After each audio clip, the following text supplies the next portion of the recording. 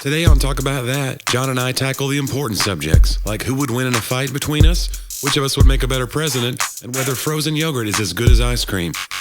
Then, I reluctantly get a tetanus shot, and John unveils a plan to spam his family from beyond the grave. Plus, a conversation about being at peace when times get tough. Today's episode is not sponsored by Dave's Magic and Valet Parking. Is this your car? Let's go.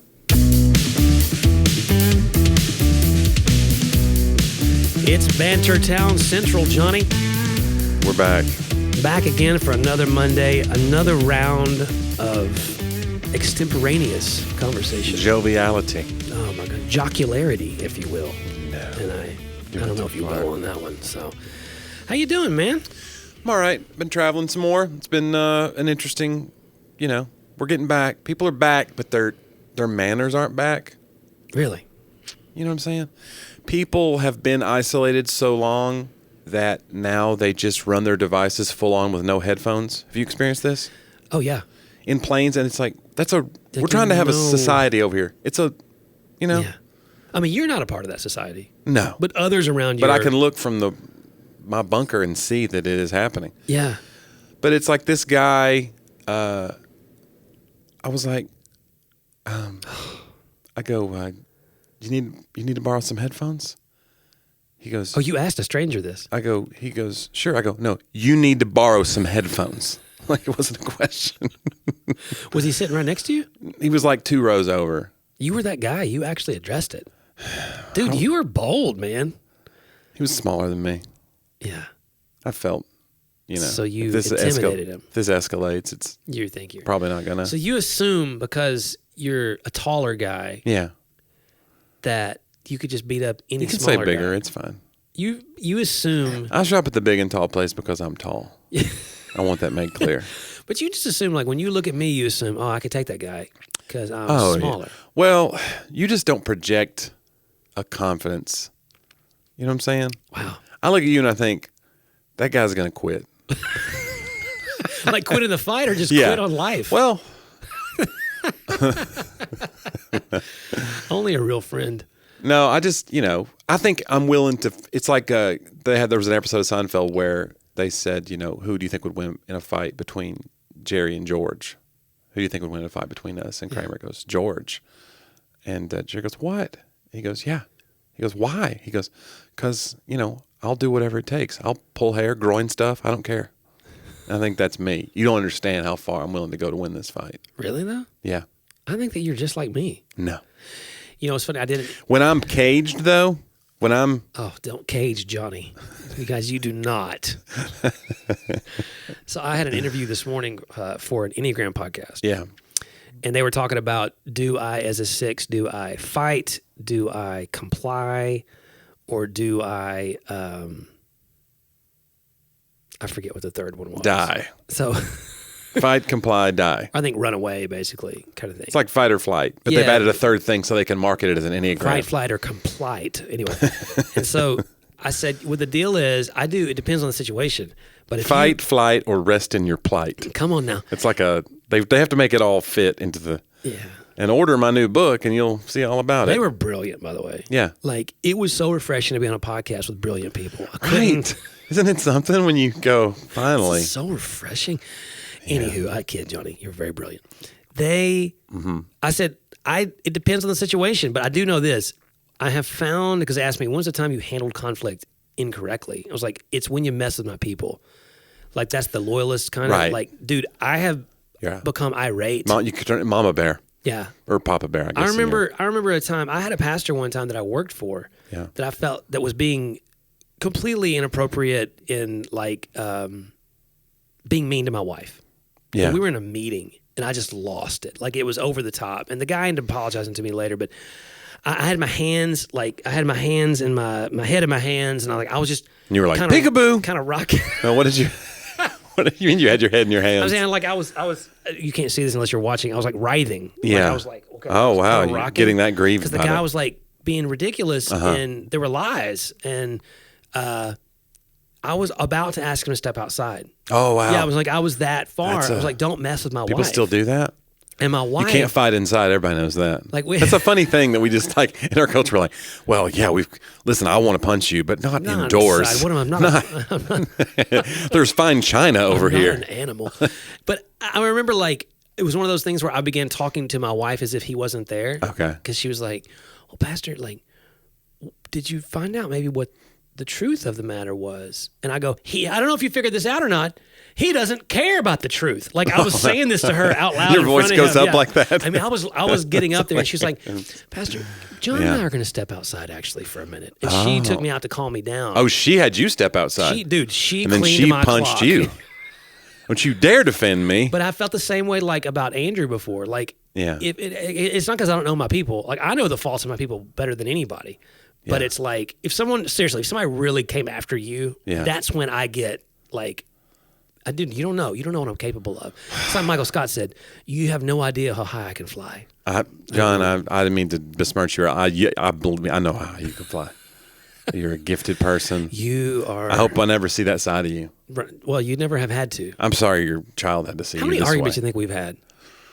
5? Maybe 5. Yeah. Yeah. I mean, we get like little. We get But snippy. you were frustrated today because I was 15 minutes late because the podcast interview went long. Yeah, and you were started here. late. You were at the church, and Yeah. I was at a restaurant And 5 minutes I away, should've- and you go, well, we started late. I go, that's when you text me. I You go, know, no, I I can't text you. know. The thing was going on. I go, no. When you knew it was starting late, that's when you text me, so I leave my house later. But I didn't- Instead, I sat here at the restaurant like a schmuck for 15 minutes. But not only did it start late, it went late. I didn't know when it started. When it started late, I still had time to make it on time. And they just enjoyed what I was doing so much. Well, now I know you're lying.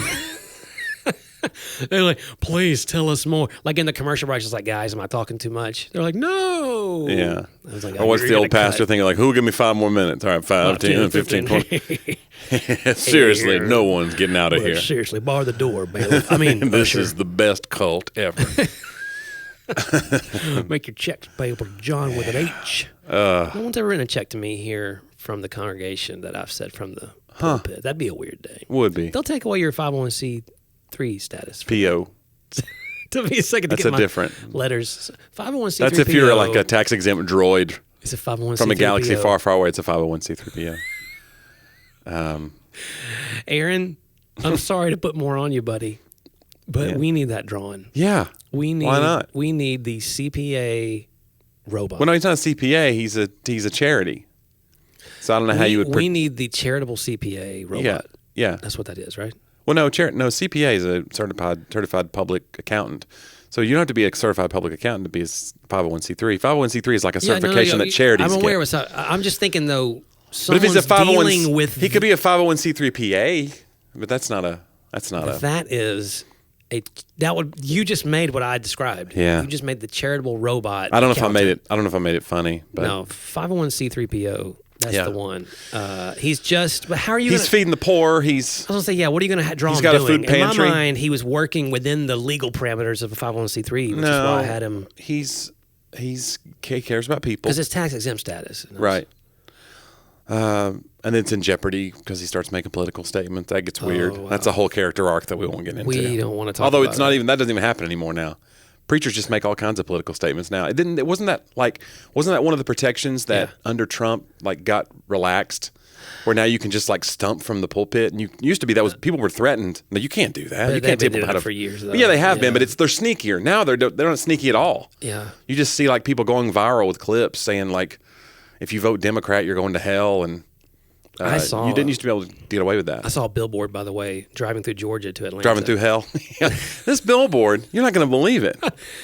and it said, "Every knee shall bow, Yeah. and every tongue shall confess." ... Even the Even- Democrats. yeah. Even the Democrats. I was like, wow, they're really We're in saying Georgia. there's no such thing as a Democrat who already believes that Jesus is. I was like, wow, that's a bold. My daughter, it's what's interesting is as I see it, and then the conversations with my 13-year-old about the billboards, because she's very aware. She's paying attention to, She can read, you mean? guys, she reads. So she's. But it has to be a billboard. It has to be billboard size. Right. We don't. So like small print, she's like, what is this? This is garbage. You got to blow it way up. It's a huge problem when you're doing bedtime stories. You're like, bring in the cue cards. Right. Yeah. It's a whole new kind of social media. It's like one letter per screen, basically. Do you still do bedtime stories? She's 13, right? And when did the bedtime story stop? So I still tuck her in, Okay. but I'll probably do that till she gets married. Uh-huh. And maybe even after. It's a little bit weird. Dad's coming over. Okay, so back to your thing, billboards. Yeah, I just It brings conversations, and she wants to know, like, why is the world this way? She already is like, again, it's just a hyper partisan. Yeah. What she knows is hey, it's okay to choose a political party when you throw Jesus into the mix as if he is endorsing a political party. That's when it gets weird. That's and when you're spooky. like, oh, okay, Yeah. you know. So, but at 13, I feel like she gets that. So. Well, that's good. I think we're going to have to. We're going to have 13-year-olds that understand that they're being like, basically, you're being recruited.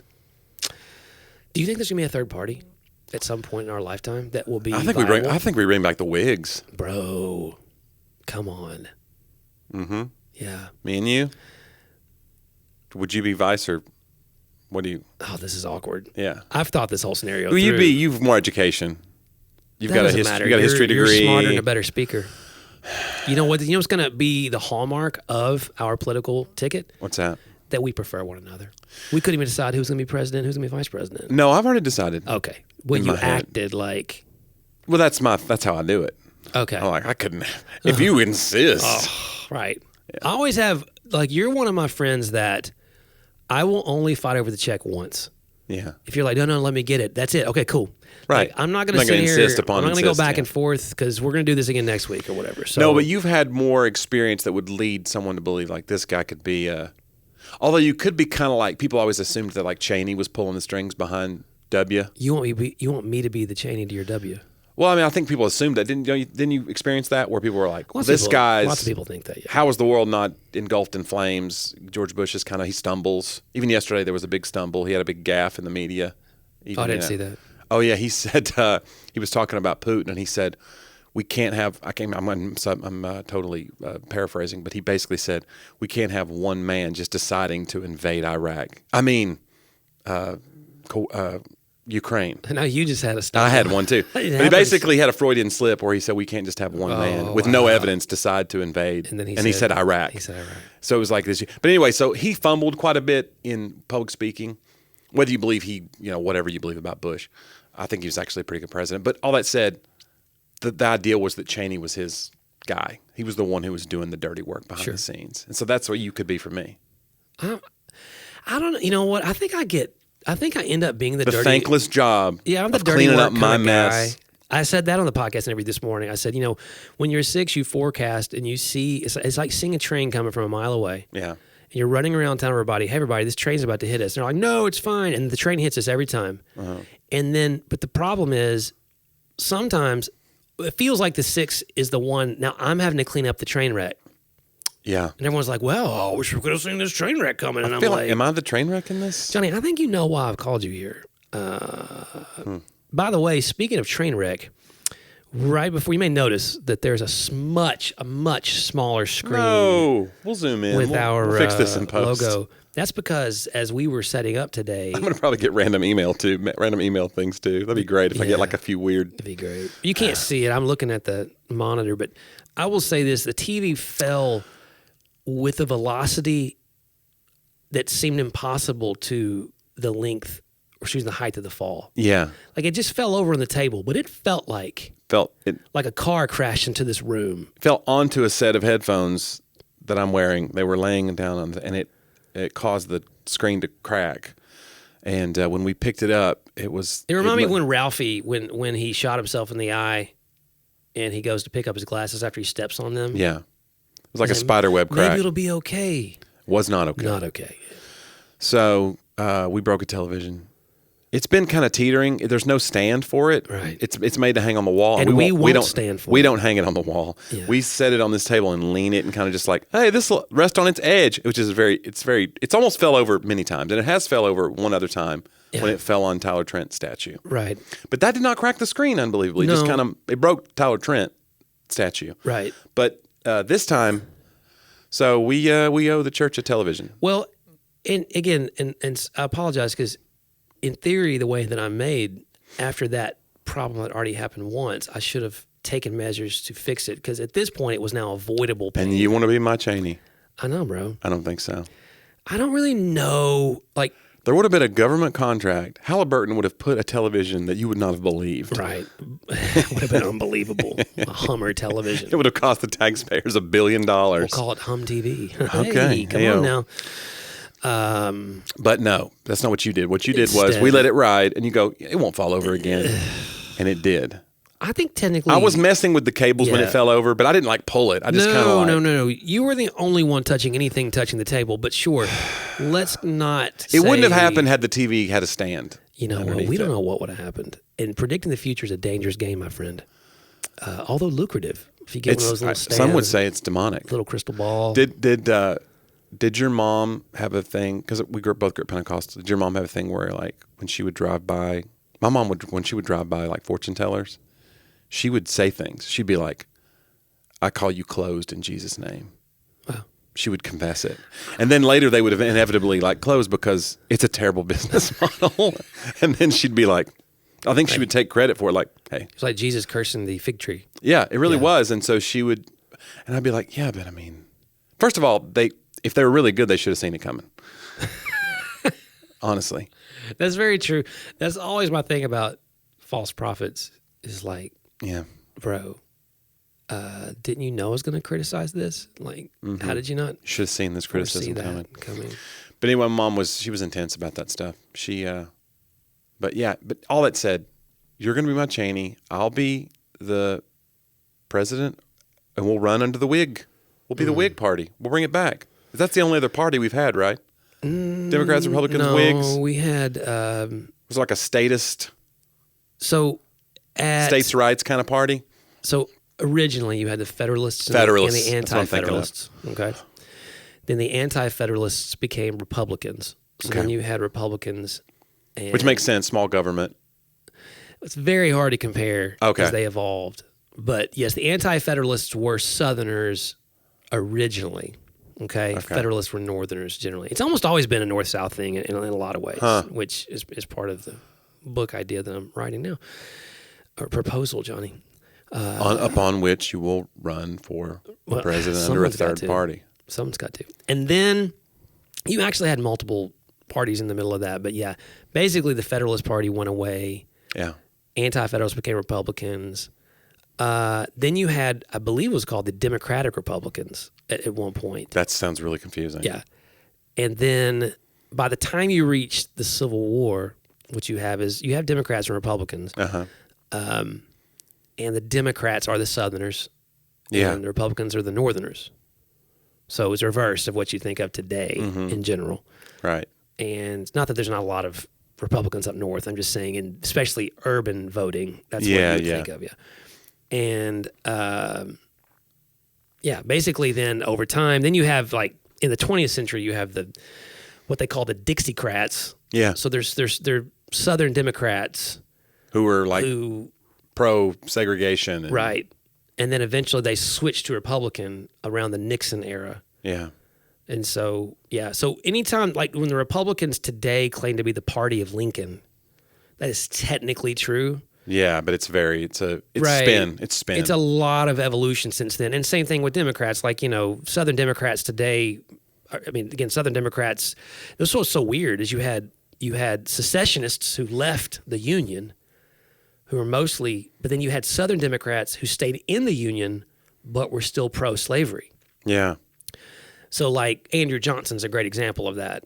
Andrew Johnson is a Southerner who believes in slavery at the time. Don't quote me on that, guys.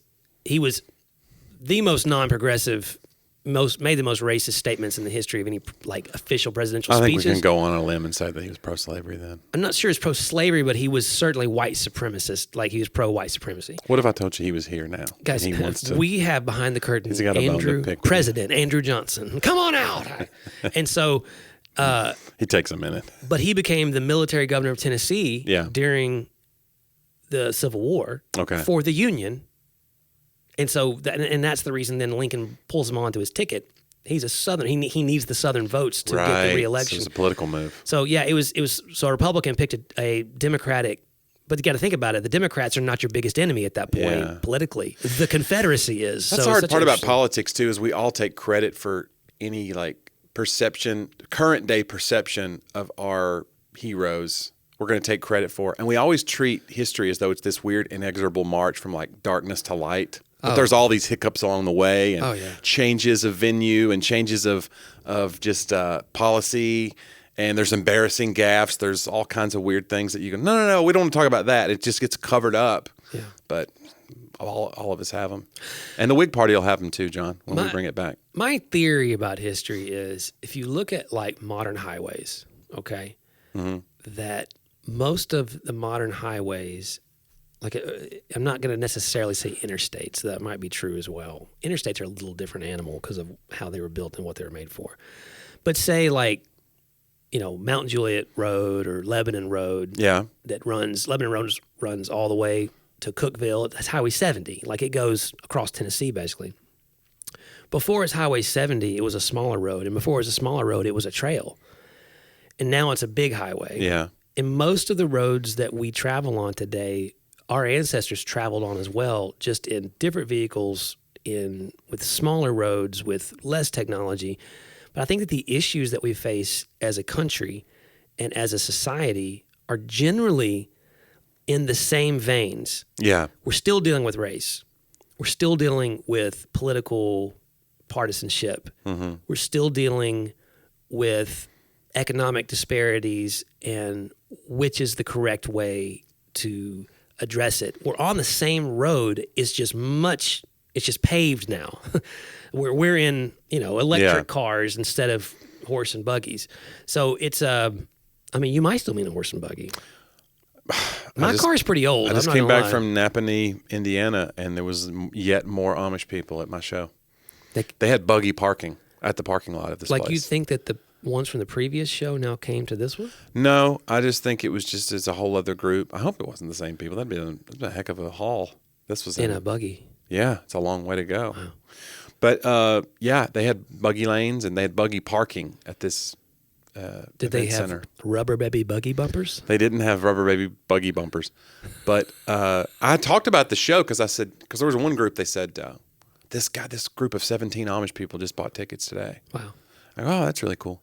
They go, they drink. That one guy said that. I go, okay, I don't know what that means. That's great. They'll be well lubricated for me, I guess. Wow. So I was like, all right. So then I got part of the way through the show and I was talking about technology. I was talking about being addicted to my cell phone or whatever. And I just said, listen, I know there's some Amish people in the show. And I said, honestly, I think you're right about a lot of this stuff. And I kind of like leaned into that. And I said, but I was just at a show and I told about the show in Pennsylvania where, and I don't know if I told you this, but when I got to a certain point in the show, I said they were really polite. It's about 90% Amish in this crowd that night in Pennsylvania. And I'm telling this crowd in Indiana that's probably 10% Amish. I said, I got to a point where I did a joke about the Will Smith slap that had just happened. And it gets this huge ovation. Yeah. Huge laugh. And I kind of leaned back and I was like, y'all cheating. Mm-hmm. Somebody watching TMZ out here. Mm-hmm. Y'all should know about this. Come on now. Okay? Yeah. And I said, look, I don't care. Look, listen, I'm not the one going to hell for looking at the one-eyed devil. Y'all do you, but I don't make the rules. Yeah. They liked it. It was funny. But did they laugh? They laughed. Okay. I mean, I don't know. There's a lot of people laughed, but maybe the Amish people were like, they stormed out. And I just didn't see them. It was dark. Was it fewer death threats than you normally get? From Amish people? Just in general. I mean, you got to make categories for these. That's true. That's true. That's kind of what the FBI does, Johnny. They make categories for death threats. No, it was very nice. It was a fun crowd. But I just thought, I want to tell this other story. It was Napanee, Indiana was a fun little town. There was, it was an interesting place. I think I talked about the lamination plant in the last episode. Mm-hmm. They had lamination plant 54, which was great. Glenn's Tire. There was like an Arby's and a McDonald's, but everything else was mom and pop. Felt like a lot of farms. Do you know what Arby's stands for? America's roast beef. America's roast beef. Yes. Well, I think it is. I think it's just RB. Oh, I see. Roast so it's just a play on RB. Yeah. RB initial. I didn't know that till I watched Food That Built America. RBs. I kind of figured, is there really a guy out there named RB? Huh. Like you this whole time knew, didn't you? No. Like, oh, that sounds like roast beef. Well, it makes sense that then it would just become a word, its own word. But the fact that you sounding out of that word. That you intuited the entire process there. Maybe. In my 3-second question, like, no, I got to get this right. Remember TCBY? The Country Spice Yogurt, yeah. Yeah. we were really trying to get people on frozen yogurt because America was getting fatter, and we weren't going to stop eating ice cream. No, still not. So the yogurt people were like, "How about this? It's not quite as good, but I love frozen yogurt. it's not nearly as good as ice cream, though. At least admit that. I'm not. I admit nothing. It's not as. It's the consistency is different. You got to change. Okay, are you talking about frozen Are yogurt? you adding toppings to this, and that's therefore I rarely canceling out the? I rarely add toppings except maybe like chocolate syrup. Where are we going to get this frozen yogurt? I could go. TCBY is gone. A That's number of places. They didn't make it. Yogurt Mountain. Hey, do you know Baskin Robbins hung on? So therefore, Well, yeah, but there's tons of frozen yogurt places. yeah, but it took a while. It's like it feels like the early 2000s when these frozen yogurt, where you weigh the yogurt, which I like your business model of instead of weighing the yogurt with the toppings and charging you by the ounce, they should weigh you. You should eat all the yogurt you want. I come No in, bathrooms. Weigh me in the beginning. No bathrooms. No bathroom breaks. Got to get rid of it. And then they So weigh you you were at the end. 185 when you came in, and you're 187. You owe us 2 pounds worth of. Although we talked last episode, you can eat disproportionate Yeah. to the amount. I wonder if yogurt like sops up your. Again, the ShamWow. Yeah. You need to name that better. You haven't played that word out all the way. You got this. What? I believe in you. I want your brain to come up with a really cool wordplay for the internal ShamWow. I don't know. Oh, jeez. All it said, yogurt Not going to play the is game not now. as yogurt is not as good as ice cream, and everybody knows it. Okay. But we play this game where we go, but this is better for me. It's lower in fat. Remember, we got in the whole fat thing in the 80s and 90s, where it's like We the fat need you fat eat is now. the fat you wear, and now they realize like some fat is good. Right. These are lipids, not like the way you feel when someone calls you I saw a fat. cartoon the other day, and it was an avocado getting an avocado's wife getting mad at him, and the husband avocado was saying, "I said you were the good kind of fat."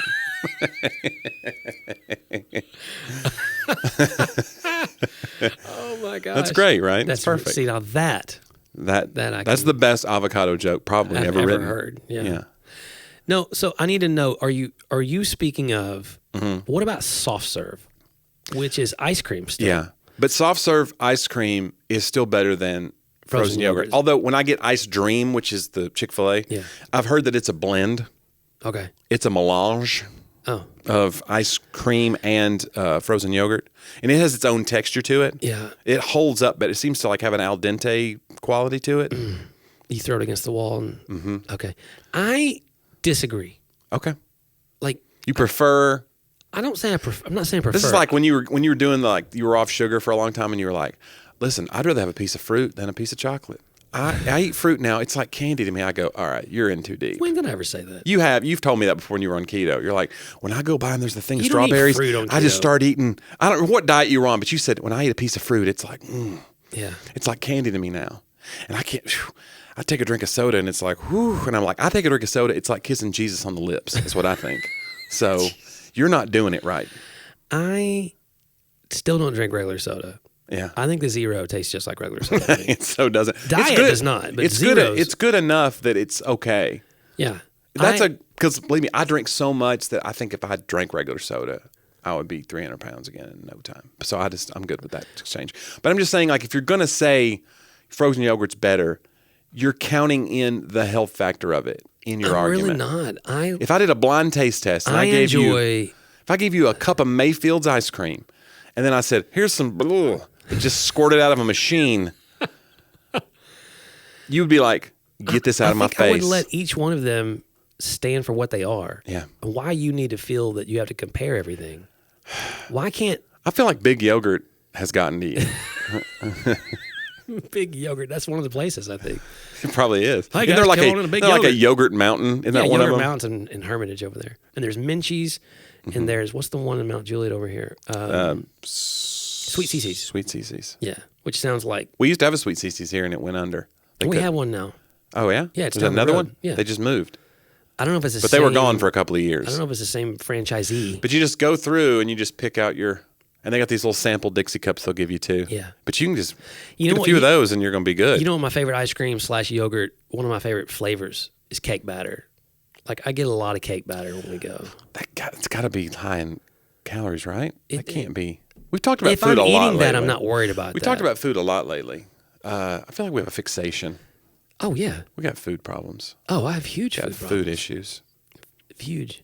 Dude, I do want to tell you, I heard one of the best quotes. This is unrelated to food, Oh, but it is related to my theory of how life should be divided. okay. Which, listener, if you haven't, Work. I will tell you what it is. No, about how you Rest. you divide your life into thirds instead of halves. Okay. Halves. Chevs. Yeah. It's Dwight Moody said, Yeah. I'm not gonna get it word for word, but it's close, that Moses spent the first 40 years of his life thinking he was somebody. Yeah. He spent the next 40 years of his life thinking he was nobody. Right. Wandering the desert. He spent the last 40 years of his life finding out what God can do with a nobody. Okay. Well, number one, wow, well done, Moody. And I'm like, yes, I am on that exact trajectory. If you live to be 120. But the problem is I don't think I'll make 120. Yeah. I'm like, so when I So finally... you're in the second 40, so you're saying you feel like a nobody now? Yeah. Like I'm figuring out I'm a nobody. Yeah. And if that lasts till 80 till I really figure it out, You're like, aha! yeah, And then they're like, sorry, you're out of time now. I was like, God, I need you to give Sorry, me that Papa. last 40 so I can do something with it. You know, I wanted to find out what God could do. what with you'll do nobody. with it is you'll write quotes like that everybody be like, I'm going to figure this thing out. So you think that posthumously... You use that to inspire people. But it'll be after I die. I think if you died right now, I could probably pull 5 or 6 quotes, and those could be the John Driver collection so? of quotes, and it would inspire people. If I die, go to my computer, because if you go to my OneNote, there's a lot of stuff there that you might be able to There's rework. some meat. Yeah. Mine too. A lot of joke ideas I never. Someone told me this week. Should have never seen the I was logo. lamenting book sales, and someone told me this week, they were like, John, and they were right. I'm not making fun of it, but it's hard to hear. They're like, look, what you don't realize is especially with this last book, you've written something that will outlast you. It'll Yeah. be important. It'll be speaking a good message after you die. I was like, could I not have good things while I'm alive too? Well, most artists, like painters and stuff, that was always true. Like Picasso, I think, was one of the only ones, right? If I'm that had it in remembering his lifetime. Yeah. He could just, like, he was a rock star. Well, I mean, if you look at like Michael Jackson, you think Picasso, that's what I think. That's an interesting segue. being a known legend in your lifetime, what does it do to It can mess you up. the legend? You know, there's all this research about the founding fathers as revolutionaries, which they're legends. Excuse me, let me back that up again, because I don't say founding fathers anymore. Let's just say the founders. Yeah. Because that could be a really triggering statement for some. Who, Yeah. You know, so I get there are people in this country who did not come here, whose their ancestors did not come here under a fatherly Right. methodology. So forgive me. The founders, like, were amazing legends as revolutionaries, but as governors, Yeah. like, there's actually a lot of things that, I mean, Washington's one of the only ones that really sort of stands some of the test in American lore. But my gosh, I mean, the guys went at each other's throats. I mean, trying to govern the thing they had fought so hard to gain, Yeah. it's a lot harder. It's like they say in Hamilton, which you haven't seen, but No. I'm the only one left. I hadn't seen it. is it dying is easy, young man. Living is harder. It's what Washington says to Hamilton, because he wants to die a martyr in the Revolution. You know, he wants Right. to elevate his status. But so I just think, I don't know, man. I think I I'll need pull that. some quotes, though, and I'll put together a montage. People will be really upset. Could you? They'll be like, I thought I knew this guy, but look at this stuff. Could you start an account like driver quotes Yeah. and keep it going? It'll self-refresh. It'll. No, I need you to do stuff. Schedule some You're posts. like, do I have to do this? I want to schedule the post on like Hootsuite or something and just go on with my life. Hootsuite still out there? I got to go find new friends. I had this thought before. Yeah. And this is such a thing. I thought the other day, you know what? If I knew I was dying, let's just say, this is getting really dark. Let's just say I had a terminal illness. Right. And I knew I had like a year to live. Skydiving, Rocky Mountain climbing I would go 2.7 seconds. on a bull named Fu Manchu. I thought I would maybe write my wife and my daughter a letter for every day of the year from me. This is such a John Driver For the thing. next year, you're going to have... You're giving them work. This is, all they can do is read it. yeah, but And then I started thinking, and that's a lot, I thought I could maybe... you know what you've done? You've created a spam email account from Beyond the Grave for your family. Is what you've done. Then I thought, they might want to move on. Like, Yeah. you know, they'd be like, oh my gosh. This is selfish. You're trying to I gotta like keep read- them yeah. here. Hey, guys, don't be sad. They're like, I wouldn't be just, sad if I wasn't reading this Hey, Laura, letter. just in case you're already dating another man, just know that I love you and I always will. These were the happiest times of our lives. You probably could never be as happy. No, I tell her it's not like, I want you to be as happy. Like, go for it. Wow. Okay. Yeah. I mean, what's the point? I don't know. What, do you just, out of your pride, you want your wife to not be happy because you're gone? Yeah. Curry, I'm sorry. No, like, hey. Hey, she's not happy now. I don't want her happy when I'm gone, too. Yeah. So I don't know if that'd be like, especially for my daughter, I wonder. Write a letter for every Maybe like day. there's a letter on the day she gets married. Yeah, I can see that. But even graduation then, like, I don't want her day. like being boohooing the whole time. But I don't know. Yeah. What I figured is though. That's true. It's like what's the? There's a line between like I want to stay there and be there for my family versus I want to inject myself into events Right. later in like a narcissistic way. And I can just see the new husband someday like, wow, this guy. Yeah, how do you really? Right. Yeah. You've now. Yeah. Now I you're a can never- saint. You could never I'm live up to actually that. trying to be a father to this child and all that. and I'm sorry. You know what? You're like a force ghost hovering above them, I- like waving. Remember at the end of like Return of the Jedi or whatever when they're waving, like they injected them in, and like Obi-Wan Kenobi's like, "Hey guys, still that's here." you. You're the force ghost." I scrapped that whole plan and just decided to live to be 120. So Okay. that's the new plan. Well, listen, keep eating that yogurt. Hey, You're gonna make I it. had wings today. So Well, those are lean. yeah, I had wings too. I know. No, they weren't. They weren't breaded and fried. They were just. Well, they're fried. It's like a salt and but pepper. they're not breaded. Okay, Yeah, that frying is the fat and the skin on the outside. that's makes what it you good. want. That's the good kind of fat. It's the good kind of fat. No, and the deal is, why not 120? Why not? Well, now? what's the record? Well, we just said the other day that the 119. 119 was. So you're the thinking oldest. you're going to be the one It's that not beats a record. the record. It's just the oldest at the time. I don't look at you and think this guy's a record. This guy's going to break the Well, record. you already said you thought I was going to quit. Just looking at me, I can't. Well- I can't fight. I don't know, but see, you don't get to just decide to quit it. Like you can be like, I'm going to be healthy, but you can't just be like, I've decided to live to 120. Can you? I hope. I've heard that preached before, by the way, that people lived that long back in Bible days just because they didn't know about death. Like we just Oh, did. you heard? Wow, Yeah. that's really bad theology. We didn't. We weren't even told, so they just went ahead and lived. Praise God. My goodness, All right. that's a denial of reality. I do think there's such a thing as my grandmother is 90, and she really scoffs at all of us younger people who act like we're tired or whatever. Right.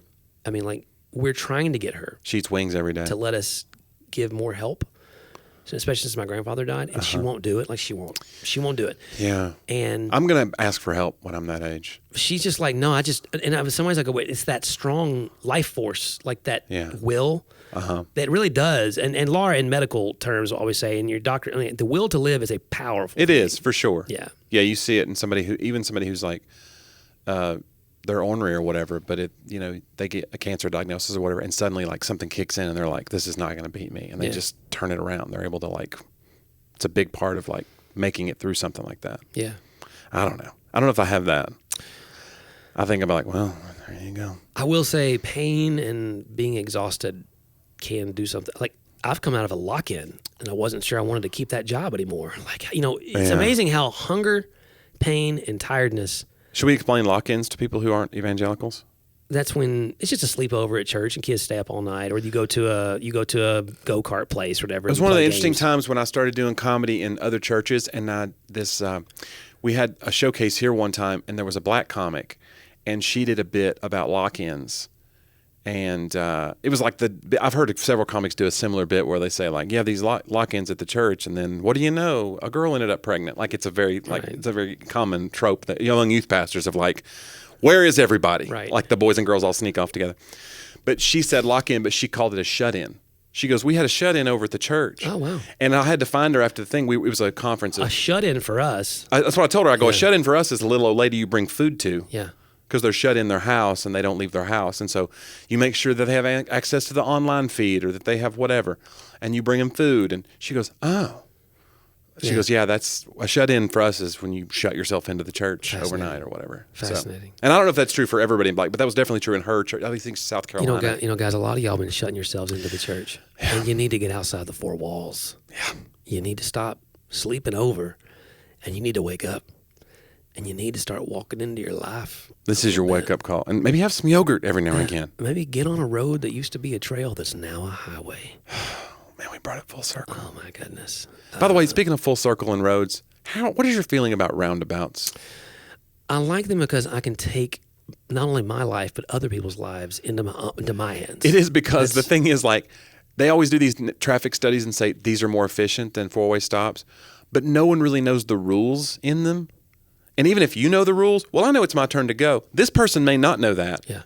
So this person can just, like, T-bone you. So my friends who are had fled from Afghanistan that we're doing some life with, they just got their driver's licenses, and I asked them, I was like, "Tell me the difference." Doing life with meaning they're shut in. So it's another evangelical thing we just throw out, being like, we do life together. Right. Yeah. Well, when I taught at a prison, I had to make sure that like nobody would say that. I go, listen, we don't talk about doing life together. Do life together. And yeah, no kidding. So they said, "Oh, driving here is way easier." Yeah. I said, "Really?" Huh. He goes, "Well, yeah, because there's rules." Oh, so we really right. don't have any rules. I said, "Do you have a lot of roundabouts?" And he goes, "Oh yeah." I mean, he's like, it's just and remember in Bolivia it was that way. Tons of near misses and you just kind of get in there and close calls, mix it up. So come on, I'll merge with you. Like it's a real. It keeps you close to God. You're praying every day. And we were in the back of pickup trucks. Yep. During most of that. No seatbelts. seatbelts. I never felt more alive. I can't get that rush from normal life anymore. I was questioning the 120 years at that moment. I will say, there was a time I thought in a car on a trip in a foreign land that we were going to die, me and you together. Yeah. And it was coming back from the Indian village in Panama, back to Panama City. It was about a 6-hour drive. The Guaymi Indians. We were in the back of a truck for like the first 2 hours. All gravel. Then in a truck on a road for another like 2 hours, and then in a bus for another 2 hours. And then that bus was going over these mountains, and he kept crossing the double line around blind curves on it. Right. It was 2 lanes, and it was busy. Cars were flying past us the whole time. And all of a sudden, he just passed somebody in a bus around a blind. And I thought, it's impossible that we're not going to have a head-on collision. It's crazy because I'd survived.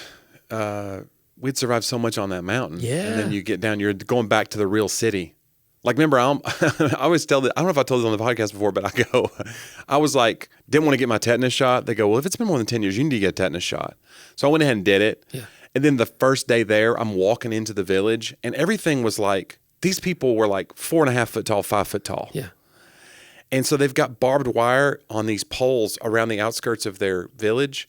And I'll walk headfirst into stretched out barbed wire, one strand of, and it scratched my scalp all the way back. Rusty barbed wire. Yeah. And then I'm at the campfire that night talking to Jason Henry, who was with us, who was the kind of the doc on that trip.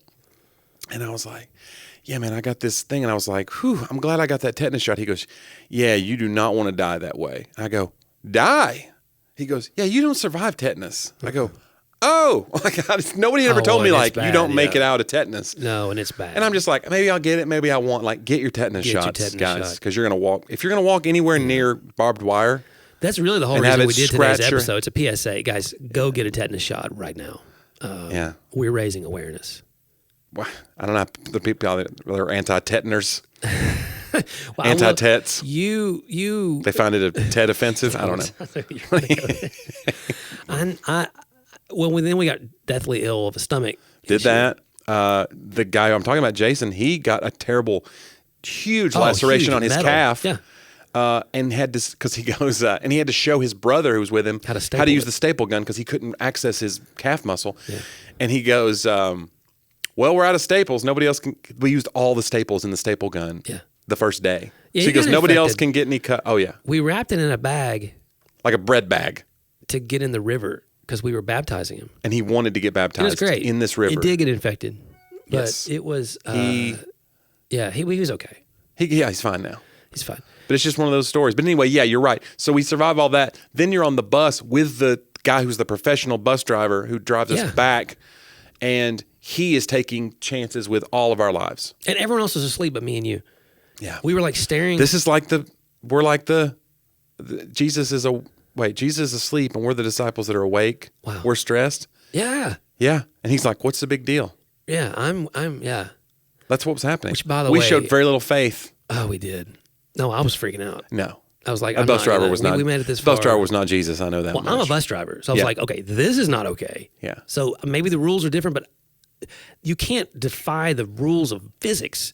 Yeah. A car coming at us. Two yeah, things cannot occupy the same space. Right. The shortest distance between me and death Yes. is you getting in this lane. It's a curvy line over a cliff. Yeah. Like, oh my gosh. So what we didn't though, that was good. And the good news is We made it out. We made it out. And that means 120 is in the rear. It's in the sights. come on, man. Come on. I mean, I'll take 118. Okay. You know. You're negotiating now. They asked me on the podcast today, it's like, what do you want to hear God say to you someday? It was a really interesting question. Like when you get to heaven, what do you want God to say to you? Evidently, you want him to say, "Why won't you die?" I've tried so many ways. Took long enough. That's what Yeah. I was going to say. Yeah, it was really interesting. What do you want him to say? I said, well, I mean, I said a lot of stuff. I was like, well, you know, one of my You had it greatest- prepared. They were like, "What do you want to say?" And then you were like, Dear John. I wrote him a letter every day that he could read. I wrote you a letter every day for the 120 years. And I'm ready to read those to you now. Yeah. Yeah, even God thinks I'm too He's much. like, we're He's good. like, We're all set. just I go know ahead all your and thoughts. Enter into the joy of your Lord because I don't have time for this. Exactly. Yeah. No, I said, well, one of my big fears is not that it's the struggle between my agency Yeah. and my stewardship of this life and God's sovereignty and his stewardship of my life. And I think the entire theological world emerges from those two questions of trying to find a balance. That's the difference between Arminianism and Calvinism. That's the difference between works-based and grace-based. Right. It's like that's where we all kind of live in the fault line. We don't know what to do. We're just, all the time trying to figure out what's up to him, what's up to us. So Yeah. one of my big things is I realized that I am afraid that God won't keep me from screwing up my life. Okay. Like, it's not that he'll screw up my life. It's that he'll Right. give me too much agency and he'll let me screw up my life because he gave me so much respect and love to make my own decisions. When what I really need him to do is take over and keep me from screwing up my life. And so for him to say, hey, your life mattered. Like, you accomplished the purposes of my kingdom and then what all sixes want to hear is, and it's all okay. I just want to hear it's okay. At the end of the okay. day, I want to hear it's okay. Everything's okay. Right. We're actually living by that adage a little bit in our house right now. Like Laura's like, hey, no matter how bad things are, usually most days in life, everything's pretty much okay. Yeah, there used to be I think there was like a sympathy card maybe or a get well soon card that I saw, and it had this quote on it. I know it's kind of corny to say it was a greeting card, but it really did get to me, and I think about it every day. It said, "In the end, it will all be okay. So if it's not okay, it's not the end." Ooh, It's pretty good. they wasted that in a greeting card. That Pretty should've good, been, right? yeah. It's probably some quote they stole from Churchill or something. Or Moody. I don't know if Churchill would have said okay, would he? That's kind of an American colloquialism. Yeah. Do they say okay over across the pond?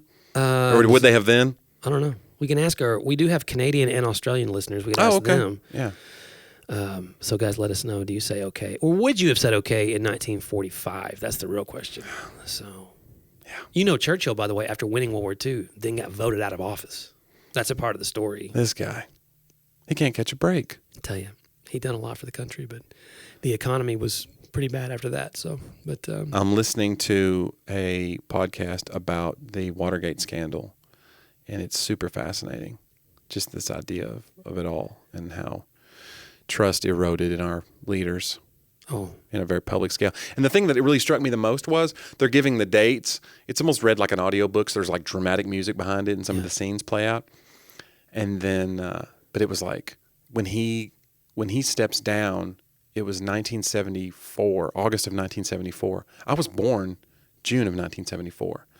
So I just think about that. My mom gave birth to twins, and the presidency was just this looming cloud of uncertainty. Yeah. And I don't know how important that was in American life. I think it's super important now and probably was even more important then. This idea of like, you're just unmoored from something. Yeah, I think that there's a feeling today that we're the first generation of Americans, at least, to have uncertainty about the viability of our country. Yeah. At times, and Can we break it? This is why you get all the stats. No republic has ever lasted more than 200, and people go into and you go. I do look back in history, though, in American history, even and go, guys, we've been y'all know there was a civil war. Oh, it's been such a mess so many times. Like, I didn't even know. I had forgotten that Agnew stepped down even before Nixon. He was removed, basically, from another scandal from when he was like a Maryland politician. Yeah. So it had nothing to do with the Watergate scandal. So they already told his vice president, get out of here. Yep. And I'm just like, then he steps down. And so then my mom has 2 babies and there's no president, basically. Yep. They just have to name a guy. Well, you had the I vice- know they had the order of whatever that they do. I get it. But I'm just saying it's like, that wasn't the guy we elected. Yeah. It's just a weird thing to think that like, what a new mom must have been thinking. Right. In perspective of all that. You do got to wonder if the presidency loomed as large in the American consciousness, even though television had made it larger. I think since Kennedy especially, television made it so much larger. And then the assassination was like a collective trauma that, Yeah. after that, certainly presidents were a big deal before. But like there's most of America, or first half of American history, they didn't even campaign. Like it was considered very lowbrow. Now to go we out have and people actively campaign. Now we got people campaigning and they're out of office.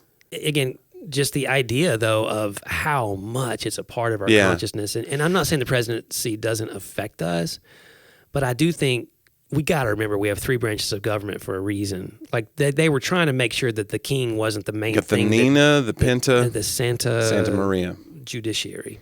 Yeah. So, but it's, I don't know, man. Well, when we run, we can help educate civically. And like, we'll hey, add that 4th What's leg. look, guys, we're not supposed to be that big of a deal in your life. So if we screw something up, dude, give us a break. We need to add a 4th leg. You got the executive, the judicial, and the legislative. We need that 4th because it's like if you're on like a tripod, it could teeter like a television and fall over. Maybe like the catering branch. Thank you. You know what I'm saying? Who's taking care of snacks? Yeah. That's us. Yeah.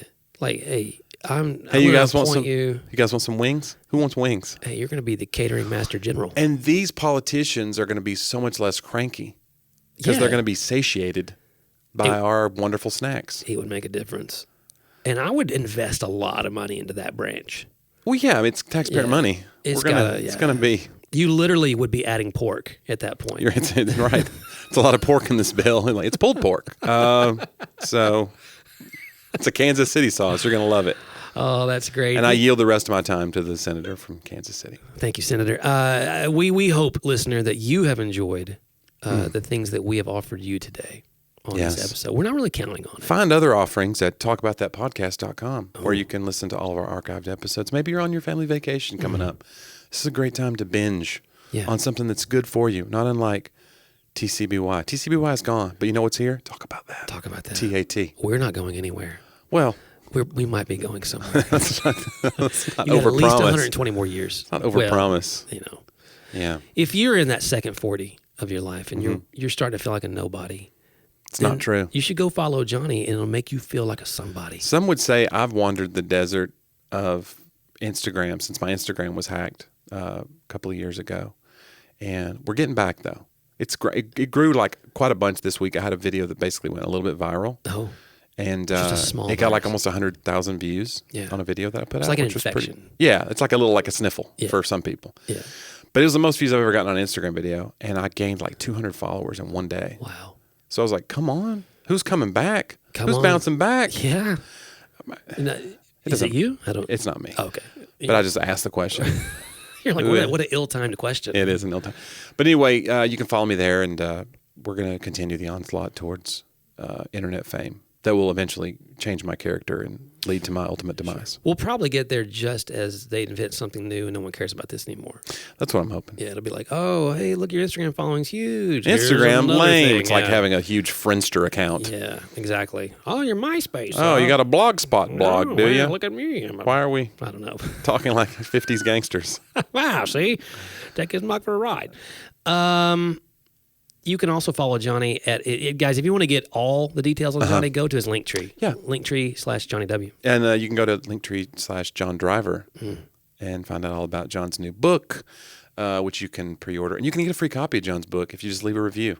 Yeah, Is that if right? you will email me at john@johndriver.com and agree to leave a review. And all of you who have the book now and are reading it, I can't wait to read your reviews. Some of you This already feels posted. like if you were a politician, would this be like an inappropriate? As long as it's Could this be something they could bring up? as long be as like, it's an did you know that honest he- review, it's an honest review. That's Okay. what I'm asking. So if you don't like it, write that. Wow. That's fine. Okay.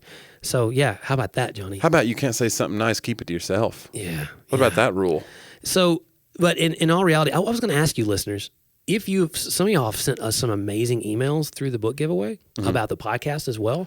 Would you mind, if you haven't already, maybe go into that email you sent me and go put that into the reviews of our podcast? Because some of y'all said some amazing things. Right. I think other we need you to listeners- copy and paste. It would help people see kind of what it is you're thinking about. You've Go got leave a 5-star review. the on unholy the podcast. algorithm needs to find us, and they need your help. Yeah, go to Apple Podcast or wherever you listen to podcasts. Leave us a review. Leave us some 5 stars. Podster, whatever. There's all the weird ones. There's a lot of new listeners out there. We're getting a lot of new listeners right now. So thank you guys for joining us. You can check out our Patreon page as well if you want to support. Yeah, and if you listen, we know it's lean times for some people, and that's okay. But if you're having a good time of it, maybe you got a lot of extra change. Yeah, we will take that change. yeah, And we will help make a change. Oh my goodness. For once in my life. Yeah, that's. It's gonna. Well, as always, man, it means a lot that you guys join us every single week, and we enjoy the time we get to spend with you. And we will do it again next week on Talk About It.